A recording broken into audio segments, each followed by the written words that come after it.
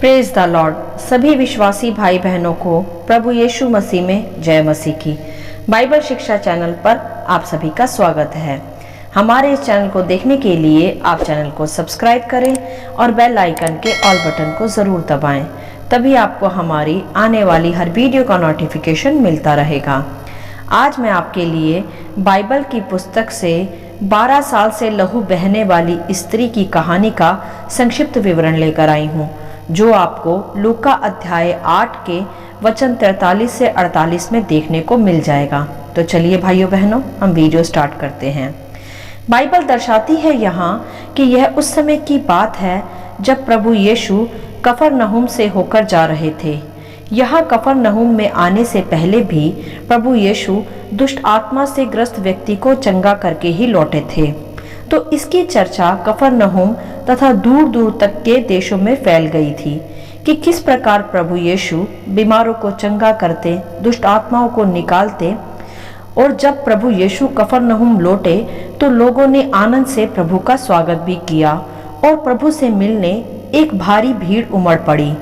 इसी प्रकार लोगों की भीड़ प्रभु को सदा घेरे रहती थी, क्योंकि मेरे प्रियो, सामर्थी, शिफा देने वाला, सर्वज्ञानी उद्धारकर्ता जो उनके बीच स्वयं चलता फिरता था।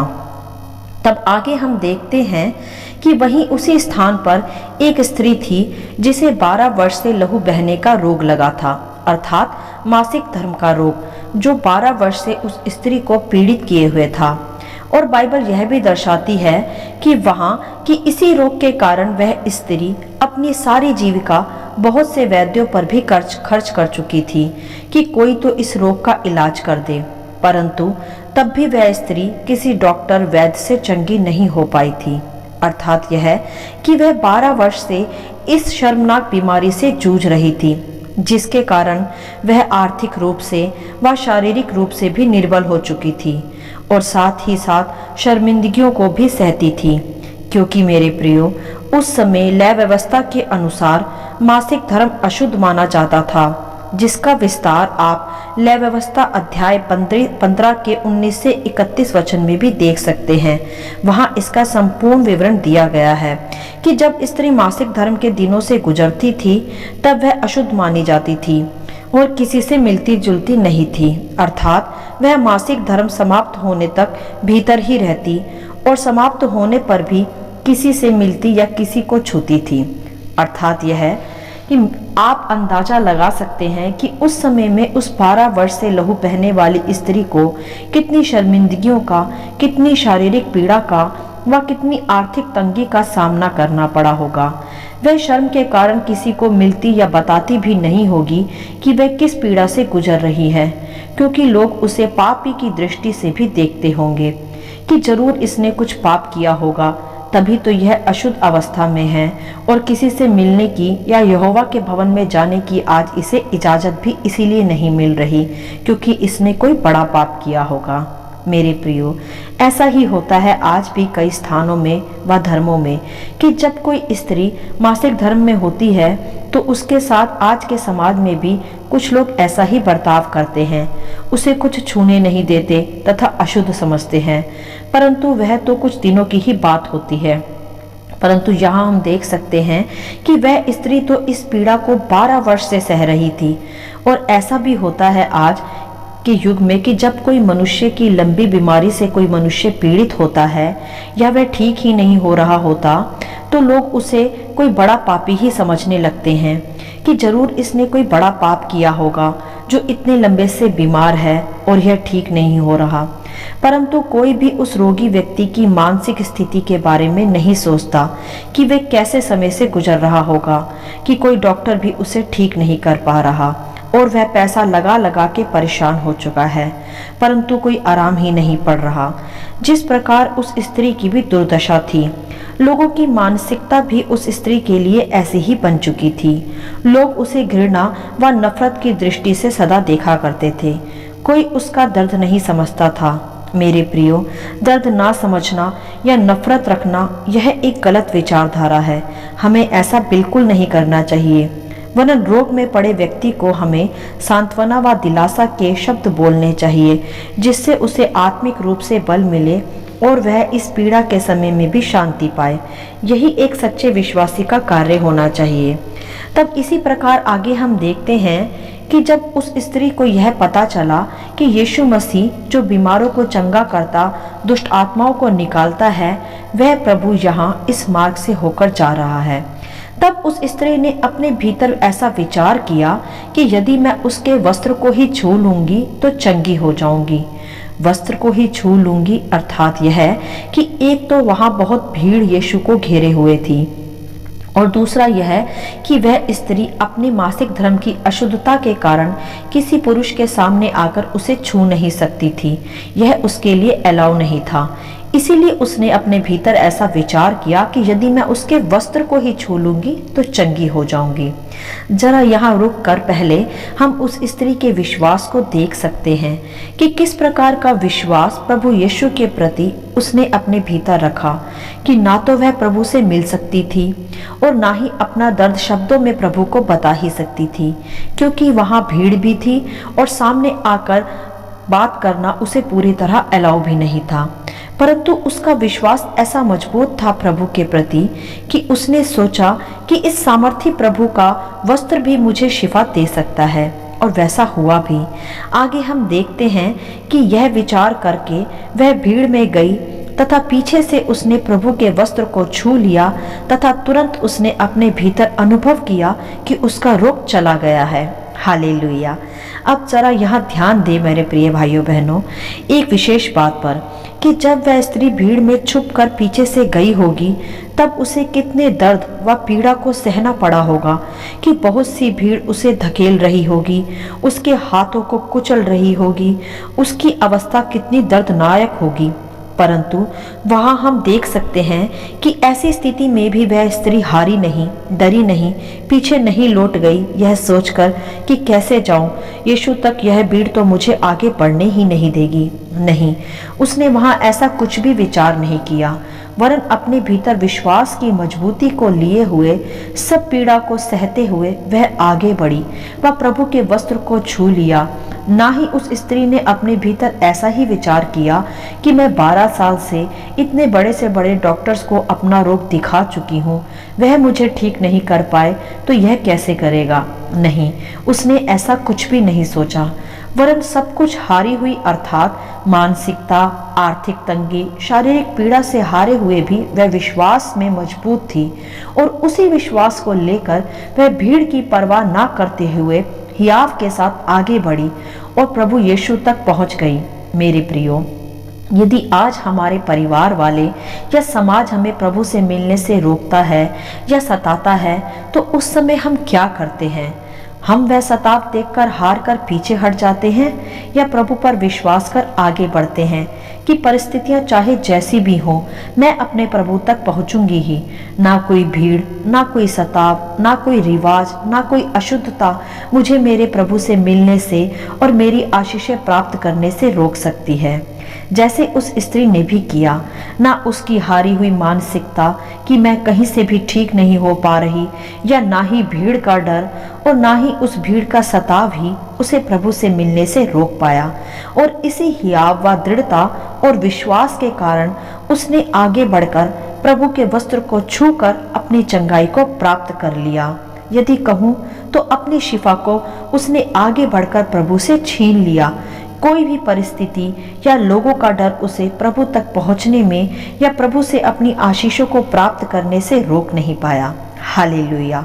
ऐसा ही विश्वास होना चाहिए मेरे प्रियो आज हमारा भी, कि चाहे कितना भी सताव आ जाए, चाहे कितनी भी रुकावटें आ जाएं, हमें आगे बढ़ते हुए प्रभु तक पहुंचना ही है और अपनी आशीषों को बढ़कर बटोर लेना है, जो कि संसार का शैतान चाहता है कि हमें ना मिले। परंतु अपने विश्वास के द्वारा ही हम विजयी बन सकते हैं, जैसे वह स्त्री भी बनी। तब आगे हम देखते हैं कि जब उस स्त्री ने प्रभु के वस्त्र को छुआ तो प्रभु में से एक सामर्थ निकली जिसने उस स्त्री को पूरी तरह चंगा कर दिया। तब वहां रुककर प्रभु भीड़ से पूछते हैं कि किसने मुझे छुआ। तब पतरस व और साथियों ने प्रभु से कहा कि प्रभु, इतनी भीड़ तुझ पर गिरी पड़ती है जो तुझे दबा रही है, और तू पूछता है कि किसने तुझे छुआ। परंतु वहां प्रभु ने कहा कि नहीं, किसी ने मुझे ऐसे छुआ कि मुझ में से सामर्थ निकली। हालेलुया। मेरे प्रियो, ऐसा ही स्पर्श, ऐसी ही छुअन चाहता है प्रभु कि उसमें से सामर्थ बह निकले जब हम विश्वास से भरकर उसे पुकारें, उससे प्रार्थना करें, उसे आराधना करें और प्रभु में से सामर्थ बह निकले और हम अपने हर शारीरिक, आत्मिक, मानसिक सभी रोगों से शिफा पाएं, जैसे उस स्त्री की छुअन से, उस स्त्री के विश्वास से प्रभु में से सामर्थ बह निकली। तब आगे यह सब सुनकर और देखकर जब उस स्त्री ने सोचा कि अब वह छिप नहीं सकती, तो वह डरती हुई, कांपती हुई आगे आई और प्रभु के पैरों पर गिरकर सब लोगों के सामने इस बात की गवाही दी कि किस कारण से उसने यीशु के वस्त्र को छुआ तथा अब वह चंगी हो चुकी है। भाइयों बहनों, वह डरती हुई इसलिए आगे आई क्योंकि वह जानती थी लय व्यवस्था के नियमों को, कि उसने उस नियम के विरुद्ध यीशु को छू लिया कि अब लोग उसे गलत भी ठहरा सकते हैं। परंतु यह सब जानते हुए भी उसने अपनी शिफा की गवाही दी। वह चंगाई पाकर चुपचाप वहां से चली नहीं गई कि मैं तो ठीक हो चुकी हूँ, तो क्यों बताऊं, यहाँ भीड़ मुझे गलत ठहरा सकती है। नहीं, उसने ऐसा कुछ भी नहीं किया, वरन अपनी गवाही को सबके सामने बताया, जिससे लोग जान पाए कि वह अपने रोग से चंगी हो चुकी है और यह प्रभु यीशु की सामर्थ के कारण हुआ जो उनके बीच मौजूद है। मेरे प्रियो, आज बहुत से मनुष्य प्रभु से शिफा पाकर, बरकतें पाकर लौट जाते हैं और किसी को बताते तक नहीं, समाज के डर के कारण कि लोग क्या कहेंगे, कि मैं चर्च में जाकर शिफा और बरकतें पाया हूँ, और अपनी गवाहियों को छुपा लेते हैं। नहीं, हमें ऐसा बिल्कुल नहीं करना चाहिए, वरन हमें हियाव के साथ प्रभु की गवाहियों को सबके बीच बताना चाहिए, जिससे सुनने वाले भी आशीष पाएं और हमारे प्रभु की भी महिमा हो। जैसा उस स्त्री ने किया, वह डरी जरूर परंतु चुप नहीं रही, वरन आगे आकर उसने सब हाल गवाही के रूप में वहां कह सुनाया। तब यह सब सुनकर प्रभु यीशु ने वहां उससे कहा कि बेटी, तेरे विश्वास ने तुझे चंगा किया है, कुशल से चली जा। हालेलुया। यहाँ हम देख सकते हैं कि उसके विश्वास ने तो उसे चंगा किया ही, साथ ही साथ प्रभु ने उसे बेटी कहकर पुकारा, अर्थात यह है कि उसने अपनी शिफा के साथ साथ अपने बेटी होने का अधिकार भी प्रभु से प्राप्त कर लिया। मेरे प्रियो, यह संपूर्ण घटना हमें विश्वास के प्रति मजबूत करती है, जिसके विषय बाइबल यह स्पष्ट करती है कि अगर हम विश्वास में खड़े रहकर पहाड़ को भी कहें कि उखड़ जा, तो वह भी अपने स्थान से उखड़ जाएगा। तो शिफा क्या चीज है? अर्थात इतना मजबूत विश्वास होना चाहिए हमारा परमेश्वर के प्रति कि चाहे कितने भी पहाड़ आ जाएं, चाहे कितना भी सताव आ जाए, चाहे पीड़ा कितनी भी बड़ी क्यों ना हो, वह हमें हमारे प्रभु से मिलने से रोक नहीं सकती, ना ही हमें अपनी आशीषें प्राप्त करने से पीछे ही हटा सकती है। यही महत्वपूर्ण बात हम उस स्त्री से भी सीखते हैं कि वह 12 वर्ष से ऐसे रोग से पीड़ित थी कि उसकी सारी जीविका तक भी समाप्त हो चुकी थी। डॉक्टर्स पर लगाते लगाते पर उसे कहीं से चंगाई नहीं मिली और लोग भी उसे नफरत व घृणा की दृष्टि से देखते थे। वह बहुत सी सीमाएं उसके लिए निर्धारित की गई थी कि वह अशुद्ध है, किसी पुरुष के सामने ना आए और ना ही उन्हें स्पर्श करे। अर्थात मतलब यह है कि इतनी पीड़ा व इतना सताव व इतनी शर्मिंदगियों के बावजूद भी वह हारी नहीं।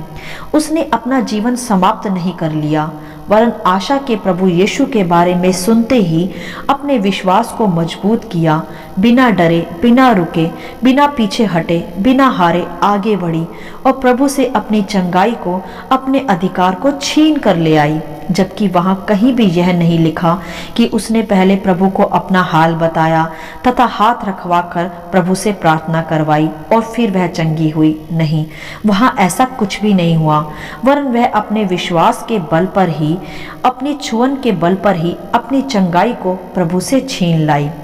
तभी तो प्रभु ने वहां कहा कि तेरे विश्वास ने तुझे चंगा किया।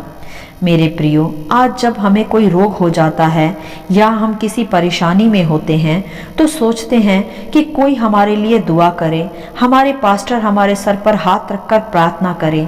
मैं ऐसा नहीं कहती कि ये गलत है, ये भी सही है, आप ऐसा बिल्कुल कर सकते हैं, परंतु सबसे बढ़कर है आपका विश्वास, जो आपको आपकी शिफा व आशीषें दिला सकता है। प्रभु आपका विश्वास देखता है। यदि आप पास्टर से प्रार्थना भी करवा लें और विश्वास न रखें तो कैसे होगा? मेरे प्रियो, बाइबल तो स्पष्ट करती ही है कि विश्वास के बिना परमेश्वर को प्रसन्न करना अनहोना है। तो विश्वास की मजबूती होना तो सर्वप्रथम है ही, तभी हम अपनी चंगाइयों को, अपनी आशीषों को प्रभु से बढ़कर प्राप्त कर पाते हैं। और ध्यान दें, समाज की या आपके घर परिवार के सताव की परिस्थितियां चाहे कैसी भी हों, आपको डरकर पीछे कभी नहीं हटना, वरन विश्वास की उसी मजबूती के साथ आगे बढ़ना है।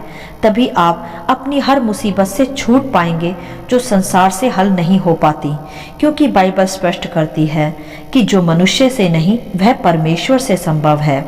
जैसे कोई भी डॉक्टर उस स्त्री को चंगा नहीं कर पाया, परंतु वह हारी नहीं, समाज के डर से छुपकर बैठी नहीं रही, उसने अपना जीवन समाप्त नहीं कर लिया, वह डिप्रेशन में नहीं चली गई, वरन विश्वास के साथ प्रभु के बारे में सुनकर आगे बढ़ी और प्रभु यीशु जो डॉक्टरों का डॉक्टर है उससे अपनी शिफा को छीन कर ले आई और उसकी फिर आगे बढ़कर गवाही भी दी। यही होना चाहिए मेरे प्रियो, एक विश्वासी जीवन का स्वभाव भी और उसकी छुअन भी, जो प्रभु को उसकी ओर फेर दे और अपनी शिफा व आशीषों को बढ़कर प्राप्त कर ले। मेरे प्रियो, ऐसा ही स्पष्ट चाहता है आज प्रभु हमसे कि हम आत्मा से, सच्चाई से, विश्वास की मजबूती के साथ उसे पुकारें, आराधना के द्वारा, प्रार्थना के द्वारा, और उसे स्पर्श कर लें और हमारा स्पर्श उसे रोक ले और उसमें से वैसी सामर्थ बहे जो हमारे जीवन के हर संकट से, हर बीमारी से, हर बुराई से हमें आजाद कर अपनी ओर फेर ले। मेरे प्रियो, इसी छुअन के साथ आगे बढ़कर प्रभु को छुएं और अपनी परिस्थितियों में रुके नहीं, समाज के और संसार के डर से बैठे नहीं रहें, बीमारियों को अपने जीवन में स्थान न लेने दें, वरन आगे बढ़कर विश्वास के साथ प्रभु से अपनी शिफा को और अपनी सामर्थ को बढ़कर छीन ले। हालेलुया। आशा करती हूँ इस कहानी का संक्षिप्त विवरण आप सभी को समझ में आया होगा। परमेश्वर आपको अपनी आत्मा की भरपूरी से भरता रहे। यदि आप चाहते हैं कि दूसरे भी इसे सुनकर शिफा पाएं तो आप दूसरों के साथ भी इसे शेयर कर सकते हैं। आमीन and God bless you all.